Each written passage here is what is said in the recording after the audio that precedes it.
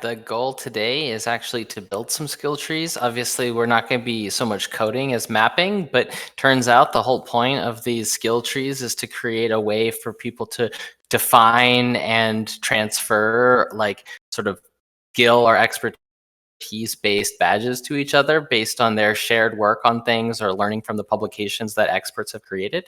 And so we're going to do a little maybe 5-minute primer. Jess, I don't know if you want to share slides, but then we're going to switch over to sort of Lucid Chart and HackMD and kind of work together to try to define some trees and just kind of demonstrate how directly this could be done. And obviously from a technical perspective, the idea is actually that this is mostly a fork of a proof of attendance protocol token. So I'm also, of course, super enthusiastic to find hackers who would be interested in maybe doing some forking. And I strongly suspect we would want to do this on XDAI or on a sidechain, just because I don't think we want to be spending gas fees on these skills. But at the same time, I think there's actually a really small delta between what exists today and what it would take to have this sort of public infrastructure of expertise attestation. And Z, do you want to start off by talking about kind of big picture? Why is this so important that we build on this work? Yeah, I can do that. Sorry, I just want to make sure that Miss Anth is in. Okay, fine. Cool. I mean, I'm not going to spend too much time talking about why this is so important, in part because I literally gave 2 MetaFest talks which built up to this. The first one was on publications, and the second one built from, so we went from network media to sort of talking about publications to talking about collaborating to do things and learning and how expertise manifests in our work together and our capacity to produce in the future, rather than having expertise itself being defined by a credential. But ultimately, we're saying, look, the credentials that matter in terms of our capacity to produce and work together and make real stuff come from each other. And so we're basically saying, in the Web3 spirit, we should be able to essentially credential each other and build expertise and present that expertise in a decentralized way. And in particular, we're avoiding making a platform of this and focusing on a protocol, in the sense that just by providing some shared schema in the way that we release skills, these skills become meaningfully interconnected, despite the fact that they may be published by a wide range of different people. And so that's why it's so important. And I don't know if you want to jump into the slides, the primer real quick. This is essentially the abstract, right? We're trying to bring this to the level of everyone's participating. It should be as simple to deploy and give a skill or to build out these skill forests as it is to currently deploy a proof of attendance protocol token. And so the goal of this workshop is basically to just start practicing making these trees, and hopefully to, maybe get people with the right skills enthusiastic enough to try the code forking required to actually start putting these onto a blockchain. I'm not going to read this slide to you. We can jump to the next one. Yeah, and I think a good point is, again, just what you said about developing primitives over platforms and token engineering, and looking at whole systems design, how important it is that we focus on kind of these smaller primitives and building blocks rather than, platform down. There's something particularly cool about this example, is that it's sort of like a mimetic primitive. It's like a primitive that if it picks up, grows on itself, right? Because if I happen to make a skill that you like and it's interesting enough that you care to have it, or you care that someone else has it, you're immediately incentivized to create another thing like it that represents the other things that you know of that are valuable. And even, again, in the skill tree sense, start to build up dependencies.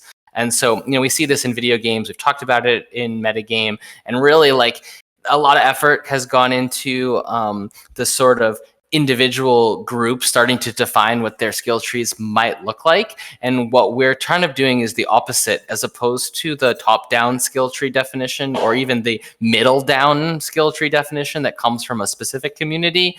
We're saying what would it look like if we just started spinning up skills based on the things that we know about or that we've worked on. And so this workshop is going to start in the TE regime because that's where I have the most familiarity, like where a lot of my expertise stems from. But I'm looking to sort of go straight from that into like a more open workshop where people are contributing ideas. So Jess, I don't know if you want to drop the links to both the Skill Forest HackMD and the Lucid Chart in the MetaFest event channel so that people can hop into these docs. I think once we get going, it might even be fun if like multiple people are actually editing them kind of at the same time. Sure. Cool. Just grab those. Nice. Also, if there are any questions, Peth, you have the. Would you mind dropping those? Peth, would you mind dropping those in so I can keep going with the slides? Cool. So kind of diving in, this is going to be the minimalist requirements are from our proto standard that, we've seen this, we've talked about it it's in the top of the HackMD, some of the discussions in the MetaGame forums. We're really talking about what is the sort of minimum requirement, sort of minimum metadata of one of these skill token contract badge things. And so we've basically decided that at minimum, there needs to be some sort of reference publication. Now, this could be something that's linked to via an IPFS style CID or any sort of, honestly, you could use a Web 2 link, but of course there's a risk of it breaking in the future. Ultimately, the idea is that it's not a badge for something random. It's a badge for some knowledge or skill, and something that represents or encodes the knowledge that the skill encodes, the sort of mapping between the real world and the tokenization of that knowledge is important because someone who comes across that badge should be able to follow through and say, oh, okay, what is this meant to encode? What kind of skills or knowledge or procedure was it that this person, must have done in order to get this skill? And so we'll show some specific examples on the next slide, but that's a base point. We're saying, look, it's not just a badge, it's a reference to some knowledge. So let's provide a sort of as hard a link as we can to a representation of that knowledge. And the next thing is, because of the way this is meant to propagate, you're going to need to create some initial holders. Generally, that's going to be related to the people who made the skill, because as a general rule, we would expect these skills to be created by someone who has expertise or knowledge about the thing that they're trying to badgeify. And so again, we're going to focus on TE and CAD because I feel confident sort of saying, look, I have the skill and I feel confident issuing it to other people based on my experience working on real projects with them. But then after that, it's essentially just some rules relative to the creation of new badges or new tokens. In this case, I would generally want to build this into a tree. So we assume that there's at least the possibility of asserting that the recipient has some other skill. What's kind of cool about this is that you can have prerequisites associated to things that you weren't the original creator of. And so we'll see some examples of how that might come to be. And this allows these decentralized skill trees to emerge. I can value something you taught or that you built a badge for enough to say, you know what, in order to come start working on this badge or to learn these skills, you probably should come to the table with these other skills, even if I wasn't the one who created that sort of badge token contract. And then finally, I added this idea that there's another placeholder at the token level for the content address or the CID of some supporting materials. And this is also really valuable for potentially differentiating the individual badges, in a sense, functionally making them NFTs, even separate and differentiable from each other based on what the person who's receiving it sort of did in support of getting it. So I was involved in, for example, ZX Zhang's master's thesis at UPenn in token modeling with his PhD. His master's advisor was a friend of mine from grad school, and I would imagine giving him a sort of token engineering or system modeling, credential, but I could do so even with a link to his master's thesis or to the content ID of a PDF of his master's thesis, say, pinned on IPFS, as a way of sort of saying, look, I'm not just saying that he has these skills. I'm saying, look, and here's some reference material. I've said, on one hand, here's the token engineering or system modeling credential that in general, that maybe many people have, but his version of this is attached to this specific piece of work by product. And actually, he went on to be one of the major contributors to the Filecoin economy. So obviously, there's plenty of other credentials, expert level credentials he has. But again, it kind of depends on the level we're talking about. So I'm going to make a more concrete, specific example of how we might fill out one for the intro to CAD-CAD, because there's actually a course. And this group called cadcad.edu built like an entire program. It's like 6 or 7 chapters of material, and so we could imagine having a badge just for people who finished the CAD/CAD EDU introductory course. If we did that, we would say it was intro level, meaning we would exclude the prerequisites. We would include a reference to the body of the materials in the CAD/CAD course itself as a sort of reference, if not the materials themselves, the outline of topics that are available on their webpage. And then the extra metadata, the simplest thing you could do is have people upload include as metadata the CID of their certificate. Or maybe me if I were to issue this, I might say, look, like I want to see this certificate in particular. And this also makes for a great example. Shout out to Raul. I don't know if he's here, but like he had tweeted his CAD/CAD certificate, but he also did some other really cool work that actually is higher level than even intro to CAD/CAD. He was one of the main contributors to the balancer simulations that were published in the token engineering repos. And I think this has actually been really valuable for other people, so much so that when we start looking at trees, we might imagine that some of that balancer simulation work becomes the basic publication reference point for some more advanced skills around using CAD/CAD for real token systems. So with that, we can jump forward. I guess, I wanted to make another call out to beginner stuff. Shebnem put a ton of work into building out the Hitchhiker's Guide to Token Engineering, which I wanted to highlight as sort of in parallel to the slightly more technical or coding-oriented work around CAD/CAD or the data science work associated with, pulling balancer data and connecting it to a CAD/CAD model. And so this kind of brings us to this tree, or this sort of starter tree that we mocked up as the kickoff for today's workshop, which I think is the next slide. Yeah, so I was brainstorming. Go ahead.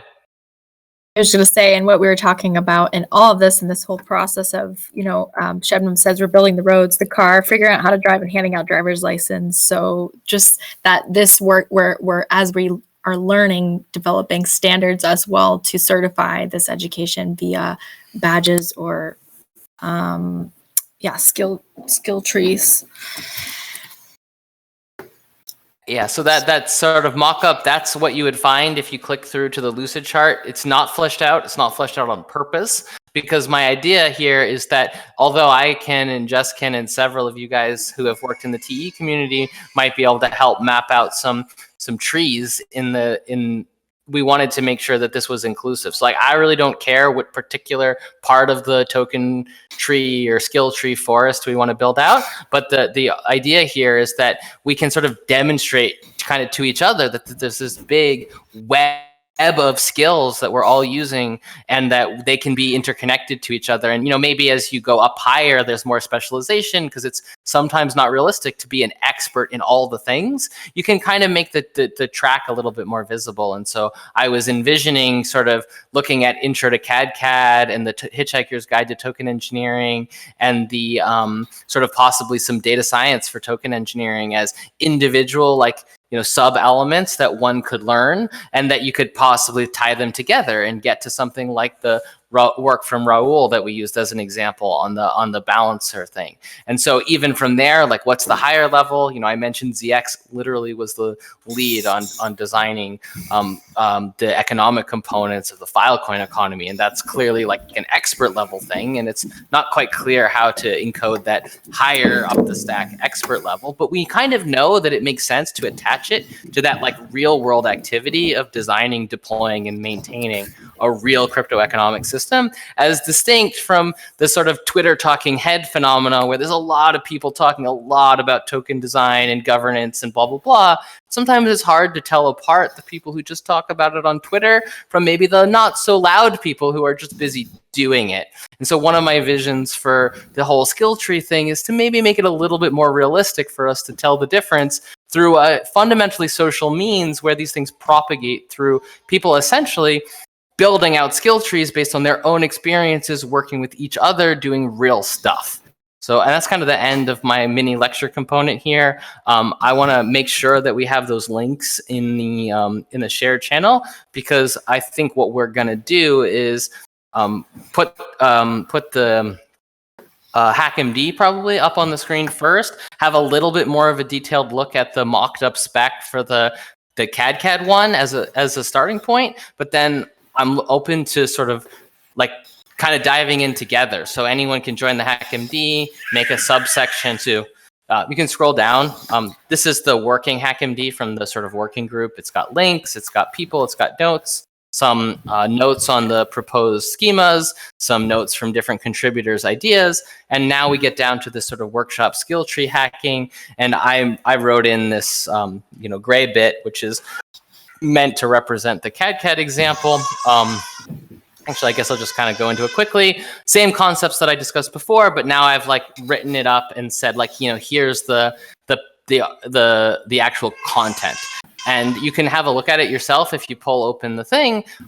What I'm proposing that we do is that like we sort of, even if we want to fracture into subgroups and start filling out skill trees that are in different areas, that's an option. We should crowdsource the subgroups if we want to do that, or we can kind of stick together.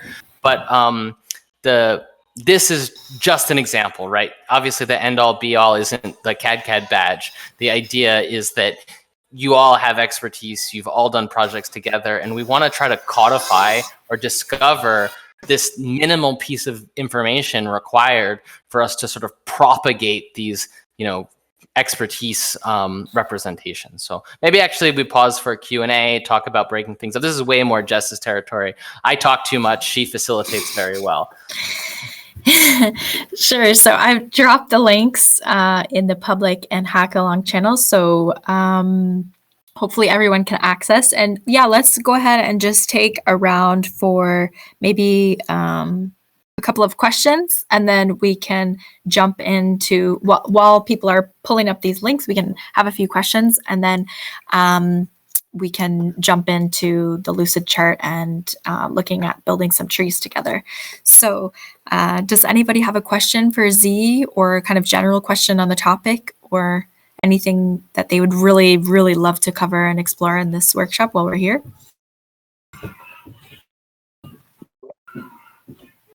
Z, have you considered any of the implications of doing something like on-chain income share agreements using proof of expertise tokenization like this? So indirectly, yes, because we wrote some public CAD models on revenue sharing, but the rules about how you would opt into those various agreements or those various revenue sharing patterns are left open on purpose. So presuming that someone used these tokens as a way of deciding who could or could not enjoy a particular agreement, or sort of, Jeff calls it the proposal inverter. We've been looking for better names. It's a little bit of writing about it in an article that Jeff Emmett wrote with myself and a few others on the Prime DAO publication about exactly this kind of thing. I just haven't connected it to the badges yet. It's a really natural point of connection, though, to use the badges as a sort of gate for participation in an agreement representing some, collaborative work on an expertise-intensive task. Yeah, and I can drop that link to what Z's referring to as well in the public and hackalong channels of the DAO to DAO research. So yeah, does anybody else have any questions related to what's been discussed so far in skill trees? Or maybe people are just excited to jump in to start hacking. I have a question for you quick, Zargum. I am wondering if you've thought about like reconciling if projects do, I guess, pursue their own skill trees. How are you thinking about reconciling like the credibility of certain skills issued by, I guess, certain organizations? Yeah, so what I've intentionally avoided is a notion of what is and is not like a valuable skill, because I think that that's highly variable. So like right now we have a sort of highly centralized way of thinking about what skills or what issuers are valuable in the sort of legacy, academic and like college level education, and it's often strongly decoupled, actually way too decoupled from actually the ability to do productive stuff. Like if I hire someone straight out of school, the immediate thing I have to do is train them to do whatever it is I want them to do, which seems kind of ridiculous when you consider the fact that in theory, your education is supposed to be enabling you to contribute.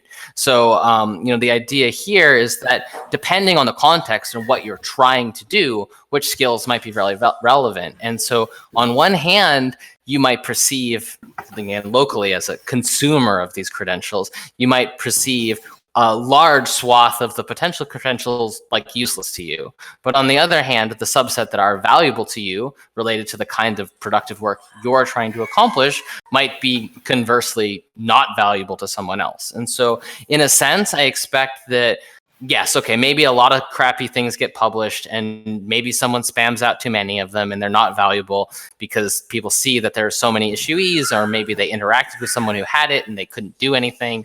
Then great, that's not valuable. But I'm sort of implying that if this were to take hold, that we could expect over time there to be a sort of expertise economy that sort of reflects the actual usefulness of the badge in predicting someone's capacity to do productive work.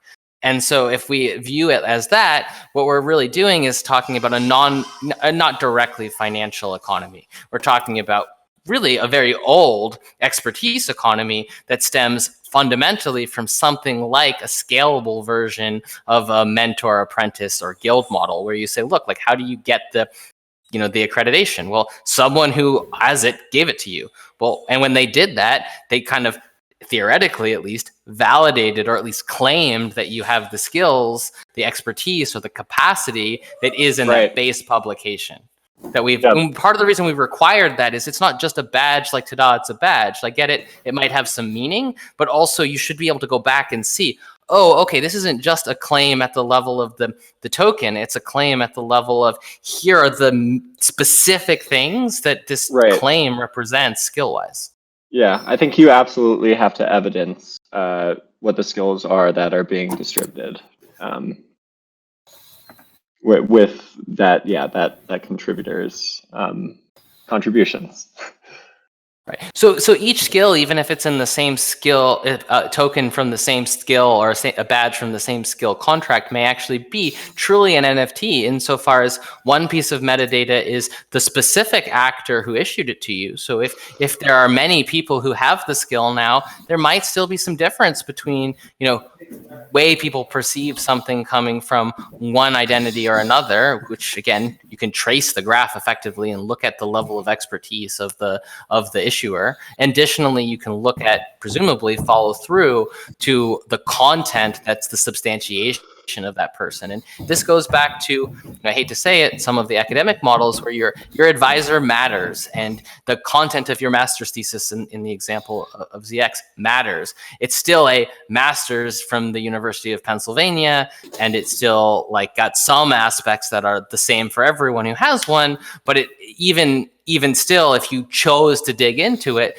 there's a lot of differentiation that comes from looking at the person who issued it specifically and the content of the material, the specific work that went alongside it. And I'm trying to find a way to capture that without capturing the requirement for the University of Pennsylvania, essentially, to cut out the part where we attribute that, predominantly to the parent institution, but instead we focus a little bit more on the contextual information, in particular, the content of the skill being attested and the specific work that was done to demonstrate that expertise. Thank you. Yeah, I guess Z, I had a question. I was kind of curious as well to get a temperature check in the room of like, where are we at in all of this development? There are so few tools. I mean, there's poap.xyz, which I recently started using for a few projects. And Peth and I were discussing like tokenizing Coursera certificates. Where are we in building out some of these skill forests? And what do you think are the highest leverage ways to start this work? Right. So I think there's two things happening in parallel. One is technical and one is cultural. I admit that I'm sort of focused on the cultural side of this, which is to try to like educate and define this ontology and say, look, like it's not a huge leap. We're already kind of doing this. We just haven't quite formalized it. But the moment that we have something that even approximately formalized, we can go to the races, because it is my opinion that such a contract like the one we're discussing is a relatively minor fork of the POAP token. Or maybe someone with more technical expertise can say, well, no, I wouldn't do it that way. I might implement it slightly differently, but like we have sufficient, smart contract expertise in the metagame community that I don't see a huge gap. I see this as that implementation details of this are important, but they're actually hopefully not too hard, because what we're going for is something minimalist, right? It's like saying, here is a class, and we want to make it as easy as possible for the diversity of instances of this class to exist in an interoperable way, which necessarily means cutting and cutting and cutting and saying, look, the only required fields here are the sort of, when you launch the token, to be able to provide some, content link to content that represents what the skill encapsulates, and some initial people who will say have it at launch, and then the any rules about what minting a new one looks like, and that might require you, for example, to have a different skill, but that doesn't even start until you have some. So all of the initial skills have to be base level, in the sense that you can't have a second layer skill with a dependency on an earlier badge if you don't have a nice basis of level ones. And that's part of the reason I emphasized the intro to CAD and the Hitchhiker's Guide to Token Engineering, because they're level ones. They don't have dependencies. The moment we create those, we could ask questions about what you might do if you had both of those and you could put those skills together to do something more advanced. Okay, maybe one last question, then we can jump into the Lucid Chart.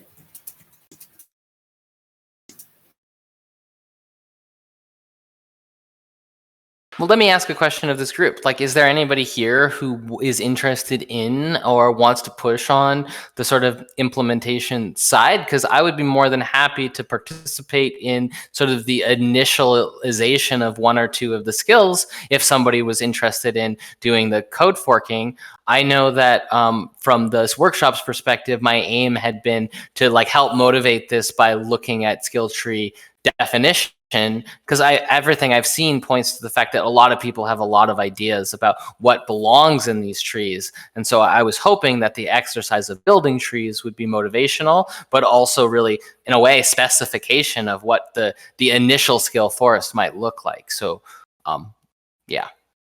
So I've actually done a lot of kind of investigation into that with Deacon, and Andre from Deep Work has had some sessions with us as well. And one of the things that I thought was really powerful is kind of like the demonstration of skills and like figuring out like what's expected of people at each level to determine like what level people are at and where they fit in. And so like as you were talking, one of the things that I did first was like outline 3 different of the skills for the skill trees, and then kind of lay out like what do I think someone at the base level should do, and like what's like the next level of responsibility up from that? Like what should someone be able to do before that? So is that kind of what we're talking about, like the different levels of the skills? Exactly. So there's two things in the documents that we shared. One is the interconnection, so the building up, the idea of the tree itself. So think in the video game analogy, you make a new character, you open up the tree, and you start, as you level up, you start putting points in and move up the tree. So if you map the tree, that's different from diving into one of the boxes and asking specifically what does this box entail. And so in the HackMD, I use the CAD example as a way of starting to flesh out maybe like what that box might entail for that level 1, intro to CAD. Whereas in the Lucid Chart, I started like mocking up what it might look like to build a higher level tree in the token engineering space. But I'm not necessarily trying to do those. I would actually strongly prefer to sort of pass more of the baton and have people filling in what they think is important, which is why we sent those documents out, so we could have just say share them, but that like multiple people could be manipulating the documents. There can be multiple tabs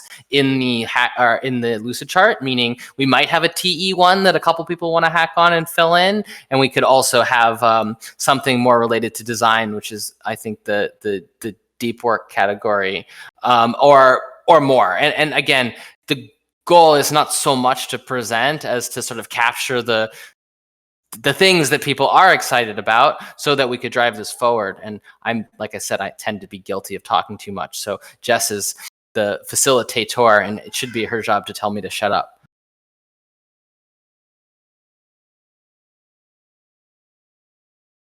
I think you're muted. You're muted, yeah. Peth had also shared a Miro board with me. So yeah, I mean, this is your workshop and you've got Z's attention and time. So I guess, Peth, did you have like a particular, we're happy to go and jump into CAD TE, or maybe since this is primarily MetaFam here, you guys want to work on an instance for something particular that you're interested in.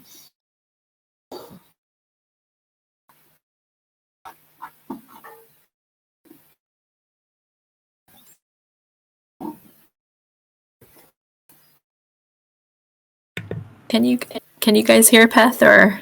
I cannot hear him. Oh damn! Yeah. Oh, there we go. Talking to muting mic. Yeah, I said we don't have like anything particular. I wanted to share a general skill tree, which I wanted like people to sort of like carve out their own branches and or build their own skill trees. And I also wanted to share Andre's from Deep Work his vision of skill trees. Please do. I mean, if you have them, I would love it if you pulled them up and screen share, because again, aiming for collaborative here. We want this to be a infectious meme, not a platform. One of the things that stands out to me first from Lucid Chart is it asks me to select like what is your role, and one thing that's become like super obvious is that people don't have one role. So like, there's no one way to look at any of our involvements in a community, let alone our skill set. I think this is really an important point. And I mean, one of the reasons I like the organic skill tree is that like you don't start by specifying a class. You just start doing stuff, and your class or your multi-class emerges from the collection of things that you've done and these badges or really just your own experience. And this is a closer model to that because, again, we don't start with a design track or a TE track. Really, you just show up and start doing stuff, and your multi-class emerges from your activities. So maybe it would be helpful, Z. I don't know if you want to draw into this Lucid Chart a little more with us to show. I mean, we see here, you would start with some things that you would identify as representative of knowledge, and then how would you would then map these to individual IDs, or where would we go from here? And I don't know if you're in the position to be able to draw more yeah. in our space? I can draw more. I think the bigger issue is moving in and out of the diagram. So like the example that's in the HackMD is the intro to CAD one. And basically what it does is describe that instance. And so think of that one little green tab as saying, okay, there needs to exist some token contract address, and it's going to have a plain text name, maybe introduction to CAD, and it's going to have some additional details, which I guess kind of run off the page there, but that's another string. Probably should be edited to double quotes. And then it has no prerequisites. And then we were kind of brainstorming the initial holders based on people who literally helped create the course or helped create the software. So like, we might actually have a relatively large starter kit for people who could can claim expertise in intro level CAD, because you have basically everyone who built the course and everyone who built CAD who would belong in the sort of the set of initial holders. But then the way that we would imagine rolling out new badges is actually just by people demonstrating that they had completed the course. And it turns out that comes already with a sort of Web 2 style certificate, which we screenshotted one of. And you could imagine as a simple proof of completion of the course, saying, all right, here's my IPFS CID to my certificate. Now, that's pretty weak compared to some of the more involved we work together stuff, but it's also important to recognize the difference between the levels of expertise. So like at an intro level, for the most part, doing a Coursera equivalent is probably right for intro.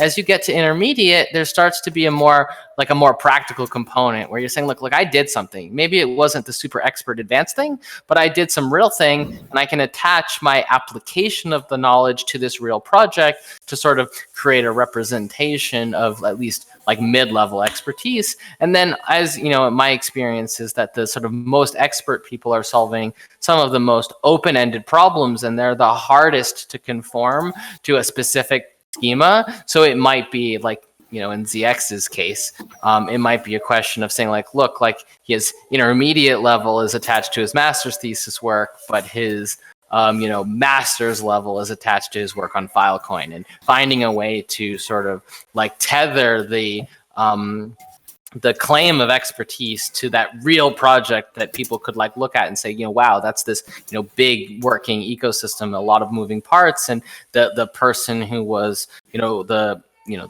in a sense, product owner of the economic mechanism design for Filecoin very much has this claim to expertise, but not because they, did a course, but because they like fought through the long-term like experience of trying stuff, iterating, building, deploying, learning from what went wrong, what got fixed, whatever. And again, this is tricky even to deal with even the general notion of beginner knowledge versus intermediate versus expert. And it's another thing that I would expect to emerge as a kind of norm. But Danilo, who works on the block science team, has been really good within our understanding of skills, because he's also taught courses in Coursera, and he makes this strong distinction between how you build course material or how you teach beginner, intermediate, and expert knowledge. I don't know if that helps, but I'm kind of at this place where I can build out a bunch of trees, but I'm trying to avoid doing it. I want to invite people to encode what they think is valuable, as opposed to sort of me overly projecting onto people which skills I think are valuable.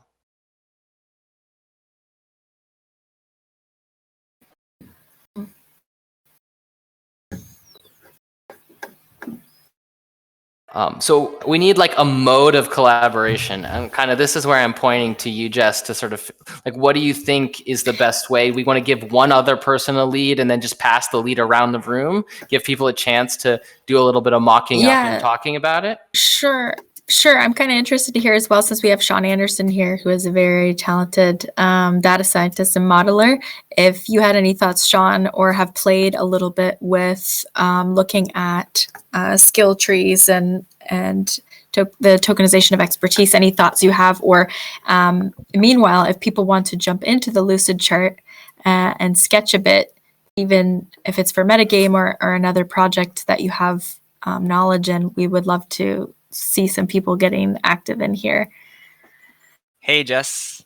Thanks for the shout out. I think this is awesome. This is something that it will allow a lot of sort of organizations to scale in a decentralized standard way. I've been thinking about this, how Ethereum and Web3 offers like a global, a standard authentication system, so we don't need to build that into our like web platforms anymore. So this allows for any sort of organization to scale in its like recruitment and standards that it sets for project collaboration in a standardized way. So I think this has the potential to reduce overhead for basically every organization that can leverage this. So I'm super excited about it. And it's something I think about a lot because I've been navigating my way through this token engineering world and trying to take on more projects and collaborate with lots of other people. And this would allow like frictionless matchmaking from people to projects, and I think it's super cool. So that's just a little bit of my thoughts, and also I think it's a great idea. Like I'm gonna jump into the Lucid Chart that you guys have going, and I guess I encourage everyone else to jump in. So can you just remind us, like, where is the link to that? Yeah, sure. It's in the MetaFest public and also in the Hackalong group. And yeah, just what you're saying, Sean, about reducing friction. And I think this is what Z was mentioning with the DAO to DAO research in implementation and looking at different designs and a lot of DAOs interacting with each other and so much overhead and admin work. So rather than putting the, I guess you have to proof of work and what you've done, that you would have, a list of addresses or badges that would allow for like these trusted individuals and kind of a white list that you could stream funding to, rather than going through this heavy proposal process. So I think that's one interesting point that you bring up, Sean, in reducing friction and overhead for workflows, because so much time is spent on the admin rather than the actual work getting done, as I think we've all experienced. Another shout out for Sean is that when I added in my sample chart, the data science for token engineers, I was totally thinking of you. So like you were the person that like I was thinking, who has the skill set and who might be able to help us write down which things someone should go learn if they're like like describing like what a beginner data scientist in token engineering might need to do, because I think that's another skill set that is actually kind of lacking. We have a lot of people with some development experience, but as you well know, the data science skill set is complementary, but not quite the same. And so as we get more and more people involved with the crypto economic systems and the living, DAOs and DeFi systems, another question is like, how do I just go get the data and explore it and think about it? And then how does that resolve to sort of maybe more advanced workflows that come from merging the expertise from, say, TE or from smart contract development or from any of these other threads. And there's that kernel level one, again, like, well, what's the basic data science skills we need people to learn in order to build up that track? So the Lucid board looks like it's gated. So I requested access, but I'm sure going to anyone try else... to dole out access, but an other thing we can do is if Lucid Chart is a pain, because I'm not sure, it didn't let me give like a broadcast. So maybe we could switch to a different board, like a Miro or something that has open access. I posted Pete's Miro board as well, and he started sketching a bit there. I can share screen. So we can if you switch want to to jump that. in, I posted that as well. Yeah, I mean, the only Can you reason I use Lucid copy-paste Chart your is because stuff I over use there? it day to day, but I think it's probably got worse features than Miro from a large collaboration perspective. So we can hop into Miro. I think that's a good call. Can we copy paste your stuff from Lucid to Miro? Yeah, I can also recreate it. It's like Sure. 5 boxes. So And also let's You can link, do that. I can add this, but I'll link to these platforms. I guess I'll link to the Miro from the HackMD. perfect. But I need the Miro link first, I guess. So Mirrorlink and Notion are both pinned and MetaFest public.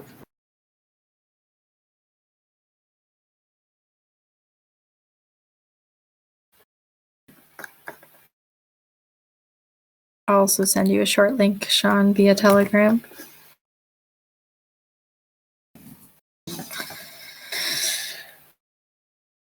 All right, I'm joining Miro. I'm going to take ownership of copying my TE notes over, but I'm going to punt on talking for a little bit so that other people can step in and present their own thoughts on skills.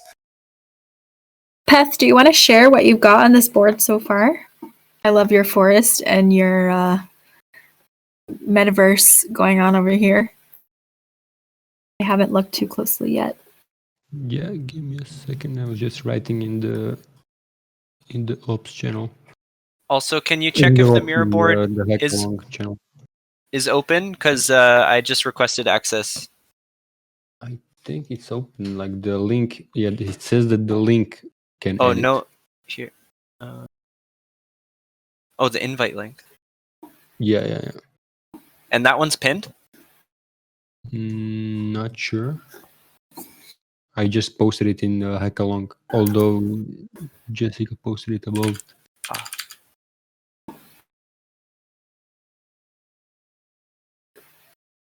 But it looks Yep, like it's a different that one. link. That one works. Yeah, it's a different link. All right. Green.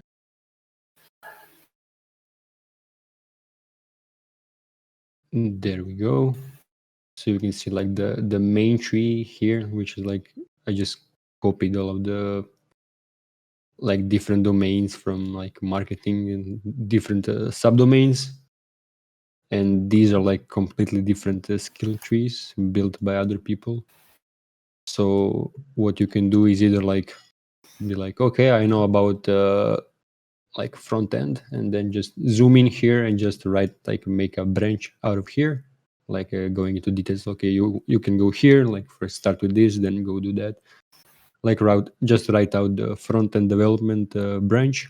Or if you like this feels like claustrophobic, you want to like have a bigger canvas, you can just start a whole new tree. And yeah, just feel free to do whatever you want to do. And yeah, just make sure to leave your signature or your contact info if you don't plan on staying around for a long, or like even if you are, because yeah, the building of the skill trees will be part of the hackathon as well. So it's not just about what you can do today, but you can like come back to this throughout the week and yeah, just build your own tree or the branch. And yeah, you can submit to the hackathon and get rewarded.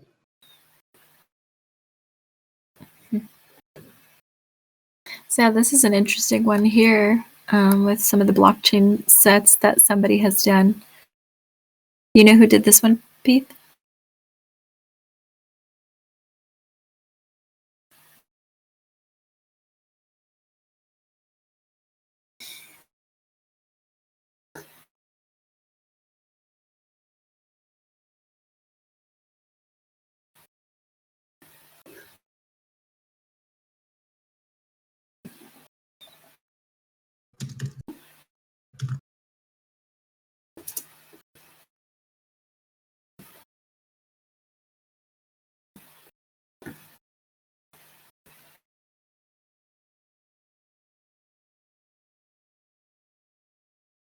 So one of the things that I'm kind of missing from this board are the levels from Andre's deep work one.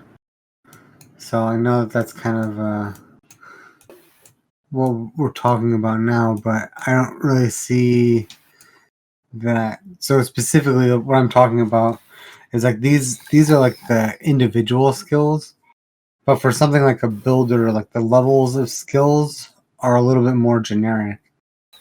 So like I have 5 different levels that I wrote. So like number 1 is like be able to help others build. The second one is like being able to check buildings. The third is like being able to help build yourself.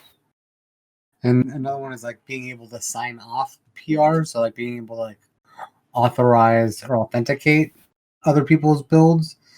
And then being able to start or kind of own a project as like different levels. But those aren't really like skill specific. They're more of like different levels of general development. So like the engineering technology branch, those are general levels for responsibility as someone becomes more experienced. Yeah, so I think it's interesting, and this is something that I thought was really cool about the deep work presentation, the video. Actually, there's a link to it in the HackMD as well.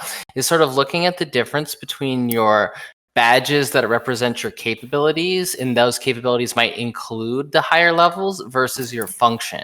So like one thing I've noticed as the block science has grown is that I often find myself fulfilling, when possible, a lower tier role. So like I delegate and certain people take over projects. Like early on, as you know, I would be designing things and I would have to be, you know, the lead or the sign off. Whereas the team has grown and the level of expertise of the team members have grown, there are, you know, a subset of the projects for which I'm actually more like a troubleshooter or a low-level resource. Like if they get stuck, I'm still an expert in my skill level, but I might not actually be in a particular project fulfilling the function of the product lead or the project lead or the lead engineer. And so there's a certain nuance in the separation between your function in the context of a project and your skill level in the sense that you have the skill associated with being a lead. And so, you know, I think that came up in that topic, and that here, at least the way that I imagine addressing it, is if we're building skill trees, we're defining levels that might account for the capability to fulfill the function, which would belong in the list of things the skill is a claim about. So if the skill is a claim about leadership, that kind of goes back to the expert example was the X, where like having, well, it was one thing where he was doing his like, you know, his earlier work, but it's later when he had this really senior level role and kind of demonstrated the skill of being able to not just, you know, provide the economic design work, you know, his own, who's a collaborator in a group, but he also led the group. And so the resulting skill results in, or has a proof of or a claim of that level, the high level that you're talking about, right? That can lead or can sign off on. And it's interesting to figure out how that relates to, or how we deal with the relationship between the capacity to fill that sort of, you know, sign off or leadership role as different from having that function in any particular project. I don't know, does that make sense? Yeah, definitely. I think kind of one of the last layers for any one of these skills that I noted is being able to find a champion, or kind of having the authority to figure out who's going to be the leader for it next, rather than like being the full leader itself. Yeah, and there's some interesting explorations of the whole champion concept over a wide range of topics in the source code community. I know even, you know, MetaGame inherited some of that, and I'm not sure if you know, whether we have Hamad or Yeller or anybody who was like kind of around in both communities at the same time, but I think there was a lot of interesting knowledge creation about this concept of champion in the effort to produce artifacts of contributions or of modes of work that weren't inherently development oriented in the source code community. And I think that's still an open and important topic, because we have to have skills that relate to soft skills. We can't just have skills related to token engineering and data science and smart contract development and even design. We also need skills in community management and skills in project management and skills in any of these other support categories. And it starts to become tricky to figure out, well, how do I get or present or prove those skills, and who's going to attest to them? And yet we have people that we know have those skills because they support us. And so we can, in a way, without having the skill, might still want to have a way of attributing the skill, the support, especially the support skills, to people, which I think is an open question here. I also think it's interesting in like just general perception about when it comes to standards. And I guess, you know, in the mainstream perception, people maybe see universities as more legitimate than a lot of blockchain projects and token engineering, because they're so nascent. But actually, when you think about a piece of paper compared to an immutable ledger, it's pretty wild in this perception. So maybe as well, this dialogue and the mainstream or wider perception, and kind of shifting that perception to the legitimacy in these systems. It's kind of interesting to think about.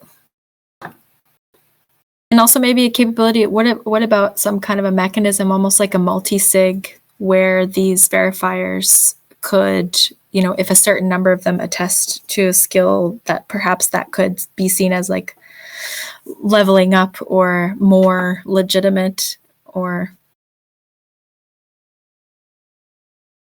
what do you think about something like that? I'm also thinking about like aggregate, almost like points. Like there might, or maybe categories of courses. So there could be like, say, a collection of 10, maybe not courses, but skills. So there could be like a collection of 10 skills that are highlighted for a certain position. Maybe we're hiring someone for a job position, or we're going to welcome someone into our DAO. And we say, okay, listen, these are the 20 skills that are on our whitelist for being very valuable. And we're looking for candidates that have 13 out of 20 skills, something like that. Or we could rank the skills that are valuable to our network and assign points to them. I was just looking at this the other day. I mean, the Canadian government does this with job positions, right? For immigration. So an immigrant has to apply and they get all these different points for all these different skills, like languages they speak and jobs they've had and academic credentials that they have. So we could build in like filtering layers throughout our DAO ecosystem and DAO networks that say, okay, we know that everyone who's made it into this pool of talent, or everyone in this DAO has like 10 out of 20 of these like base skills. Or we could do lots of cool stuff from a data science perspective as we build out our sort of human capacity network, some sort of database of all of our people. Like I guess it's a shout out to SourceCred. We can kind of link these database tables, like where are all the people and where are the people that have what skills. So I guess it's this filtering process, being able to filter at different levels. And in some places we might want to be completely open. In most places, in fact, this is sort of like extreme, what's it called? Like extreme inclusivity, right? But when it comes to things like engineering, where we're actually building out systems that people depend on and it's going to have effects on people's lives, then we can start to apply these like filtering criteria. And we can do this in all sorts of different ways. Engineering, enterprise, if we're trying to, maybe our goal, our objective is profit, then we want to have like a highly aligned team with a certain capacity of skills. So I think it's going to be cool. And you can almost picture like DeFi, like liquidity pools, but instead of tokens flowing through these pools, it's like human capacity, different pools of human capacity that we can start to quantify based on these skill badges. Yeah, I definitely see this. That's really being interesting. Crucial way to advance the efficiency of human capital, because in DeFi everyone's talking about increasing capital efficiency. But we're looking at a looming job apocalypse in 2030, and I think that it's important to increase human capital efficiency. Yeah, I don't think we have to start from scratch, as you mentioned, Sean. I mean, you're drawing a reference and analogy from an existing system, so maybe looking at how these existing systems and different certification standards are run in the 2D world, and then bringing them and replicating some of those patterns, rather than feeling like we have to start from scratch, and finding those kind of subject matter experts. And then the second thought was, I was just thinking of kind of, Sean, I saw your board of token engineering, thinking about like a proof of reading, like some kind of heat mapping tool that would be able to measure attention, or like eyes on a screen.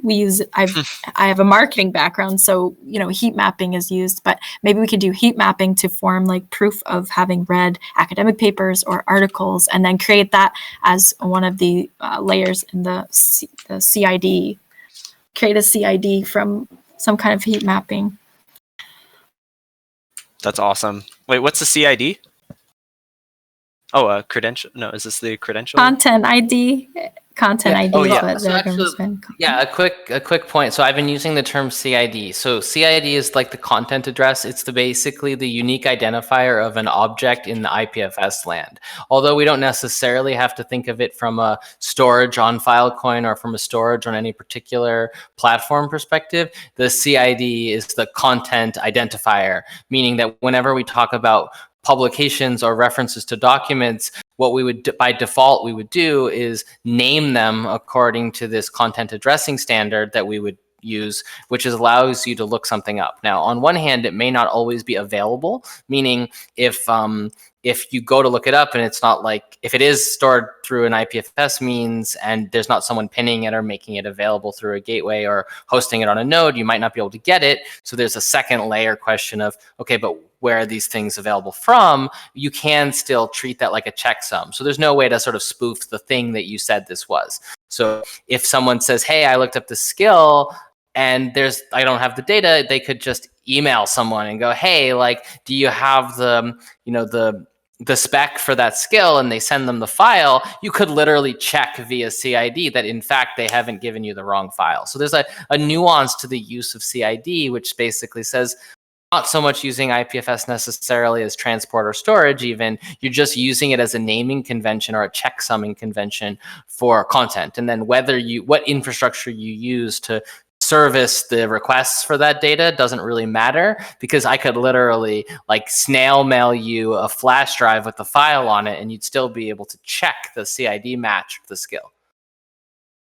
Does that make sense? So like, we can have a whole separate conversation about how we deal with standards for documents and whatnot, but I'm taking as a given this notion that there's some publication standard that is minimized to the level of, yes, literally you have the same file. Even if it's a PDF of a document, you can put it on, use IPFS to get a name for it, and then that name is effectively checksummable so that there's no conflict in what data that skill is referring to.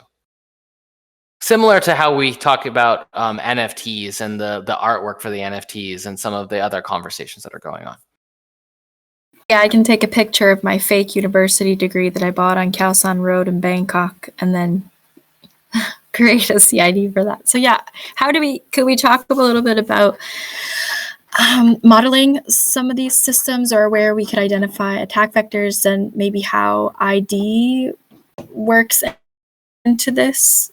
Besides just, right now you're using primarily token addresses, but yeah. So I am bootstrapping off of token addresses. I think that there's always going to be a space for pseudonymous addresses, but one of the things I like about Ethereum addresses is they're effectively opt-in identities. So like my main Ethereum address that I use for most of my research and DAO participation is literally mapped to ENS at zargum.eth.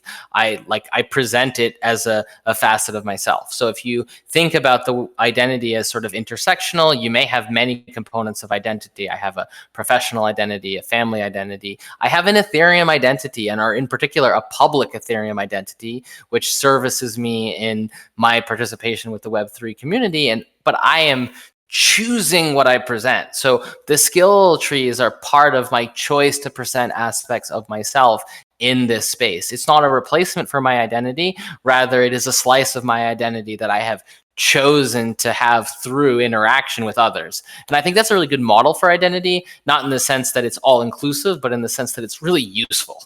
Like, look, we need identities to help us work together and create cool shit.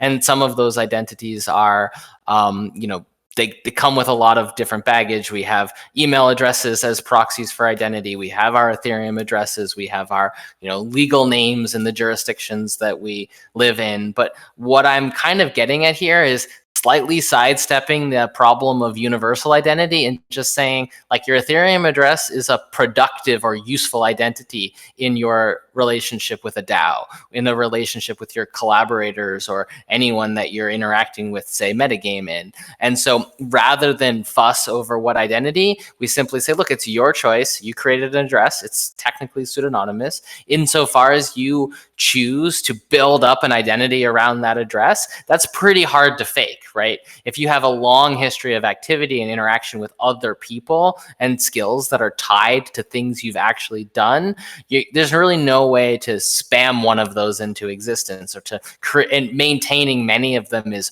really, really socially and temporally expensive. So it's not suggesting that these Ethereum addresses that we would build our skills around are totally substitutable for a general identity platform, but they make a really, really difficult to spam proof that you're a real person, because there's really no way to do productive collaborative labor without being real.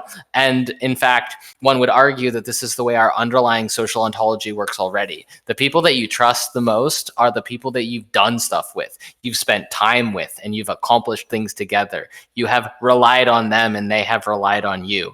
And so what I'm actually getting at when I think of identity here is to kind of get past all the fuzzy bullshit around, like, how do we trust this thing? And just say, we trust this thing the same reason we trust each other in real life, because we hung out, we did stuff. And like, ultimately people might break that trust, but you still have this stronger, more real way of attaching your identities to each other. I don't know, that was a mini rant, but like identity is always messy. It's never not going to be messy, but my approach to this is to try to be productive in the sense that it's a useful identity for doing stuff. I like that because you can get flow through the network, because you're basically what you just described is mapping very closely to real life trust. I don't know if trust is the right word, but like, it's not pure trust. It's like trust in a collaborative, productive sense. Because like, I trust my mom, but I don't want to hire her as, to work with me. So it's like trust in a collaborative sense that people have the skills required to perform in a certain setting. And you've just described, like, we have this as humans. We hold, we have edges. We're all nodes, and we have edges between each other of our understanding based off our experience. Like you said, we've trusted on each other before. We've worked on projects. We've gone through experiences together, and all that builds up, and we store that in our brain and our body as like our intuition towards who to collaborate with on certain projects. But what we have the chance to do now here is like externalize that, systematize that intuitive trust, that like collaborative network, so that someone else could leverage it. Like, someone else can't tap into my brain and see all the people who I have the highest faith in for getting a project done. But if this is like on chain, this is like systematized into a sort of network topology of skills of like masters and apprentices, then anyone in the world, it's like public infrastructure. It's like a public infrastructure trust network or skills network that anyone can tap into. Maybe there's some millionaire that wants to the next greatest thing, right? Well, without knowing anyone in the ecosystem, they can come and they can tap into the skills tree and leverage what the experience that up until now would have just been held inside of people's minds, inside of people's bodies. But so yeah, it's creating this sort of like exo nervous system Yes. of yeah. I think you guys get what I'm saying. I wanted to bring up as well, what are some of the pros and cons, I guess, of doing this with fungible versus non-fungible tokens? And it makes me think of, Sean, what you said about exoskeleton. Like NFTs are kind of almost like little pixels of a much larger picture, and maybe there's more like granularity there. Or what would you see as the kind of differences or pros and cons of using these two tools or layers?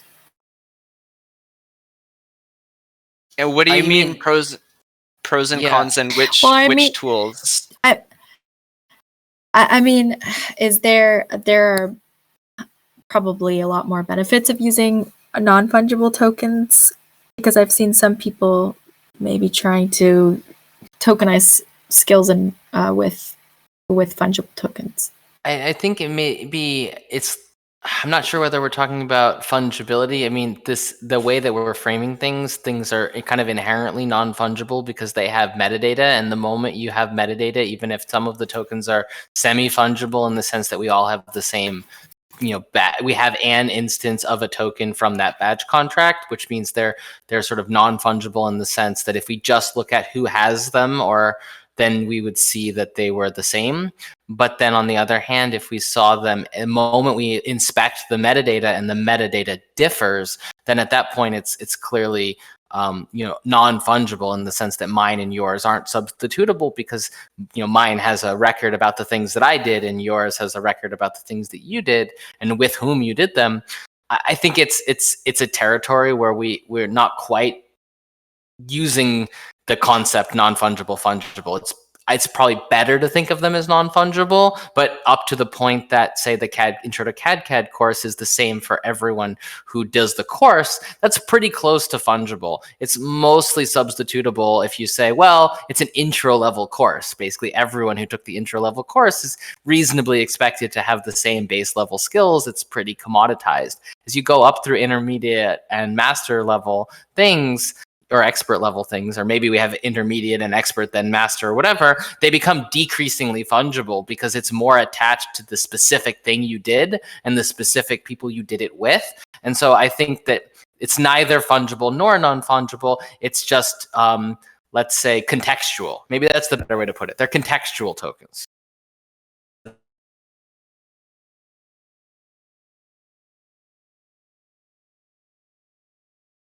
Does that help? Does anybody have any questions? Because I literally just made up contextual token. We just discussed the problem of non-fungible versus fungible, where sometimes it seems fungible and sometimes it seems non-fungible. And I literally just slapped the name contextual token on it. Feel free to steal it.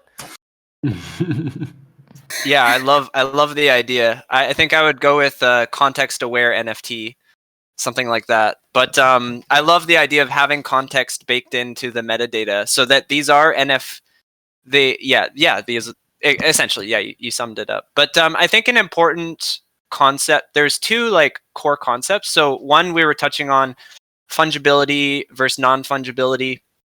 Another one I just want to remind people of that you'll see traced back at the very root of these conversations in some of the writings that Zargum put together is the idea of platforms versus platformless. So I think the innovation here is this is a platformless credential system. There's this credentials and skills that can just float around. I mean, and you can do crazy stuff here. I mean, remember we're talking about Ethereum and smart contracts. So you could build a bonding curve on a skill set, or you could do curation networks for these skills, right? So you could stake on a certain skill. Maybe there's not enough token engineers in the world, or maybe there's not enough CAD experts and we need more of them. So we could build a curation market where we can stake on the CAD batch, NFT batch, and the more people that stake on it, sort of the more, I'm just kind of making this up as I go, but I like it's important. This idea of platform agnostic skills, I think, is really important here because these are tokens that can float around the world of DeFi, float around. You can do anything with them, right? You can program against them. You can, it's really a standard. Yeah, it's standards instead of platforms. So they're not going to be captured within any sort of one, platform, literally platform. They can float around and they can be hacked on. They can evolve. They can be, the standard can be forked. And, I think that's a really important concept. It doesn't block you from using them for platforms. So if Metasys used a family of trees or enabled or built UIs that made it easier, they could choose within their front end of their platform what they service. So back to the question about who values what under what circumstances, we're actually empowering polycentric platforms by saying, look, all the platforms would potentially use the same base level standard, but they can add extra metadata. They can have their own token contracts that have more specifics. Maybe they have very specific levelings, like the way the deep work stuff is fleshing out, or the point is not actually to exclude those. There's a reason why the thing that I proposed has so little in it, is because it's meant to say, inherit from. So if you wanted to build something that was, more specific, you could still inherit the pattern. Your thing would be interoperable with anyone else who had inherited from that pattern, but your platform might have extra required things. Like you could further specialize, and you very well might do that. And you could expose it through an UI, and your UI could depend on the extra things that you required. But there would still be a base level of interoperability because you inherited from the same sort of parent skill class. And this is where the lowest level of networked interconnectivity could come, because you can have things that cross-reference each other even if they don't exist in the same platform. It's sort of the opposite of the lock-in walled garden problem that we face with the existing platform-specific standards or platform-specific configurations. We're saying there's a meta pattern that supersedes the platform, and thus you can still have the platforms. They're just not the base layer. They're one level above.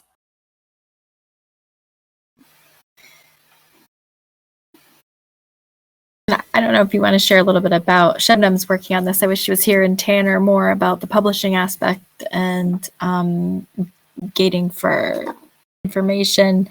Do you want to talk about a little bit about the ramifications for what this could mean for publishing in the future? Yeah, I'll flip it slightly because I don't want to override their contributions or speak for them, but I find their work really valuable in part because if you've noticed, I've taken as a primitive requirement the existence of a publication. And although I glazed over it here to focus on skill trees, what we're basically saying is that the skills themselves need to be declarations of some expertise, but those expertises need to be sufficiently well defined that the badge means something. And that starts with the publication. So whether it's Shebnem's, she's working on the Hitchhiker's Guide to Token Engineering, which is I think of as sort of like a level 1 token engineering, intro text, right? Then if you go through and you find that publication and you learn what's in it, you can imagine attaching the idea of token engineering 1 or token engineering, call the skill Hitchhiker's Guide to Token Engineering. There's a sort of mapping between that publication or that instantiation or representation of knowledge and a skill which is a claim to that knowledge. And it also ties back to the discussion about proof of having read something. It's a little weaker than a claim to a skill, but there's a mixture of things that can arise from the relationship between the publication, which is the essentially the declaration or the definition of something, and the sort of claim to know or to be able to apply that. And so I think these problems are dual to each other in a really important way, but part of the decoupling with the CID thing is to say, look, I don't actually care what publication protocol you use. I just need there to exist something that you can later prove, yep, I was pointing to this. And insofar as the publication standards and the skill standards emerge in a complementary way, they can really riff off each other, because on one hand, you could have a publication that describes the knowledge. On the other hand, you might have a publication which is a specific instance of your knowledge. So again, back to the whole master's thesis, PhD thesis example, like you do a really big project and you encapsulate in a document everything that you learned. It simultaneously serves as a proof of your acquisition of the skill and the basis from which someone else can gain that skill. And so there's a really strong complementarity between the publication standards and the sort of skill standards. And also, I haven't heard anyone really talking very much about testing, or, I think for this group especially, so many gamers, that could be a really interesting aspect to look at. I don't know if anyone's heard of anyone developing testing around these skills, and that being kind of a gate or access layer to receiving some of these certifications. Yeah, I was having the same thought. I was thinking that hadn't come up yet, and I think it's really important. I don't think we can get away from it. It's like a orthogonal aspect that is really complementary. We can do the peer-to-peer attestations that's been mentioned a few times, and we can do sort of experience / project-based / mentor approves an apprentice sort of base. But I think the testing is really important and we can't get away from it. So it's interesting. We haven't talked about it much yet. So how would it happen? Like people with a skill, people who hold a certain skill could sign off like a multi-sig on like a standardized test. But then, okay, if there's one standardized test, then people could just get the answers. How could we have? We might have to tap into like our cryptographic primitives here to have some sort of proof of knowledge through testing. So I have some thoughts on this, and we did talk about it a little bit, but I'll be more direct about it. I think there are 3 completely different paradigms required. I think at the introductory level, some sort of test and some sort of proof of test is sort of great, because the introductory level skill is sort of already been commoditized, or it's been reduced to a set of tasks that you could sort of prove through a test. It might still be tricky to think about proctoring and self-reporting, and again, there's a technical challenge there, but I think that particular mode, the base of the triangle, which is introductory level skills, can actually be reduced to this in some sense, but that as you move up the pyramids, the skills towards higher levels, the second tier or the middle band of things is necessarily going to be project based. And so anytime you get to essay tests or project-based tests, you can't have programmatic grading. You need someone who, to your point, maybe a multi-sig or maybe some way of sign-off. What is actually written in the HackMD is that skills have there's a sign-off component at the level of the issuer, but that I have put as an optional field whether you require one or more other verifiers, which simply implies that it doesn't suffice to get one person with the skill to sign off for you, but you might need an additional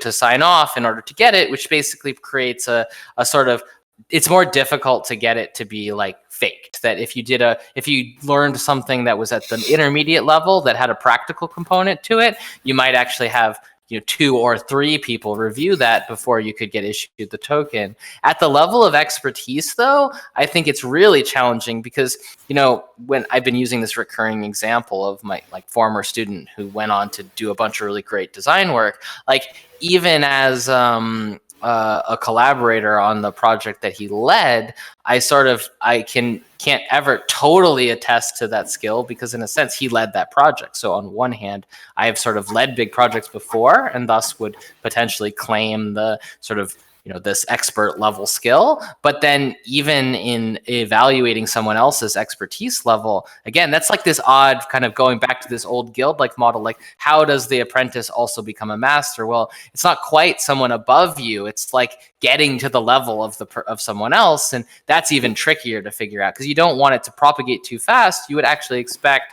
that mastery level to be quite rare and you would tend to attach it to something really major, which is why I keep using the example I use. And so, there's an open question about how do we even define or value the tops of the skill tree, which are going to be by definition somewhat rare and thus valuable, but then also there are incentives to sort of maybe give those, which is, again, harkening back to the academic example, there's a lot of value attributed to the who your advisor was, for example, not just the institution that you went to. So like my PhD advisor is the head of the civil engineering department at MIT now, and like the director of socio-technical engineering or socio-technical systems there. So like I look at that and I'm like, well, how much of my PhD comes from where I went to school or what the content of my PhD was, and how much of it is actually attributable even to who oversaw or ultimately signed off on that? And again, I don't really know. Like academics has some really classist vibes, like what school you went to and who you worked with is a little overdrawn. I've seen people who are pretty freaking mediocre with high-end credentials and some people with incredible skills that just don't have those credentials. So it's obviously not a great proxy, but also that came from somewhere. And so it's a little bit of digging at the origins of that and trying to understand what aspects of it we want to keep or how versus what we want to get rid of or mitigate. And it's tricky. Like there's no obvious answer, especially as you get near the top of those skill trees. What if it was divided somehow between problems that were solved? Because I think that's a very concrete way of seeing an applied knowledge. Like, oh, we needed this expertise to solve this problem. This problem was solved. This can go to a badger of some sort. And another type of direction is passing on this knowledge. So, like, once a problem was solved and you learned through that process, you want to help others solving similar problems that maybe before that event didn't have a path to follow. So that could be like two different directions. Yeah, I think that's really important. I mean, you're highlighting a concept that is sort of in the dimension 0 to 1 versus 1 to n. It takes a very different kind of skill to instantiate a new solution to a problem than it does to sort of replicate that solution. And I'd actually like to further break this down in a different dimension, which is, and I'll attribute this to Trent McConaughey, the separation between science and engineering, where science uses technology to create knowledge, and engineering uses knowledge to create technology. And if you think of those as, again, like a pair of powerful capabilities, we also want to be aware of, okay, well, did I go read someone's paper and learn something and then put it into practice? So from taking the knowledge and converting it into tools, or did I take someone's tools and use them to create some knowledge? And I think the distinction between those two is also important, because and not because they're not both valuable, but because it's actually a lot easier to get that flywheel, that engine of feedback between science and engineering to move if you acknowledge that they have different modes and that they're playing off of each other. And we can sort of empower ourselves to learn both, to do both, and to learn to get them to play off each other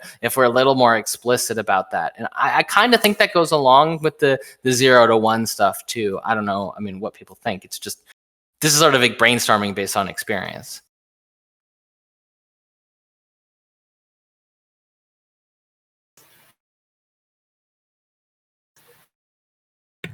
I'm making skill level things while we talk.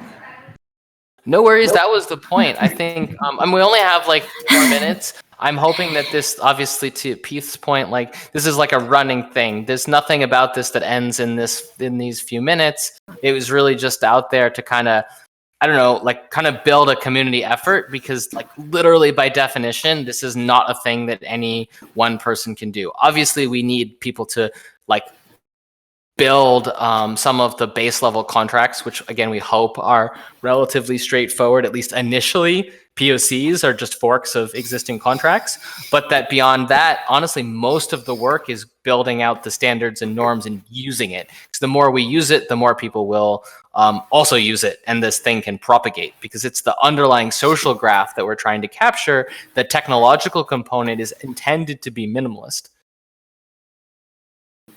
So yeah, just with a few minutes left to point out a couple of things, especially if people joined a little bit late. We have this board that Pete created, and I think he's going to stay. Zargam, you probably have to check out soon, but Pete will stay and hack a bit with folks who are interested and chat more. But in the meantime, we have this group that's been going on Telegram.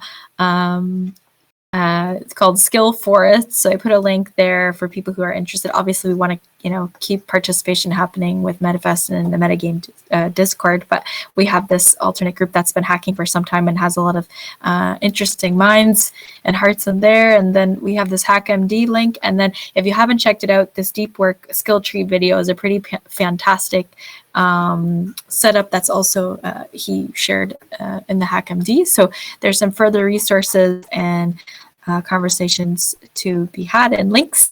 So yeah, with that, any last questions for Zargam before he has to check out? Any burning questions?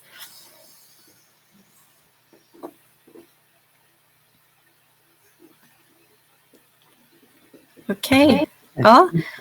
You said something when you mentioned like your advisors and like who you work with is really critical. And I think defining the skill tree allows us to determine what we value in our leaders. So I think that's a great way to look at it. So thank you very much. Cool. Well, thank you guys all for coming. I hope this continues to be a fun, quest, and that obviously there's a lot to come in the future, but I look forward to someday having a bunch of like interwoven, records of our collaborations. So awesome, guys. Maybe our Thanks so much badges for your could be time. little puzzle pieces. Yeah, Thanks, thank Z. you so And much, Timothy. Pete, And did you want to? Yeah, thanks, Z. Awesome talk. Thanks, Z. Thanks, Jessica. Thanks again, guys, for coming. I'm going to peace out. Bye-bye. Thanks, everybody. Bye, Z. Pete, did you want to? I love the Pete, hat. did you want to take it forward? Oh, thanks. Got to get your Common Stack swag by joining the Trusted Seed.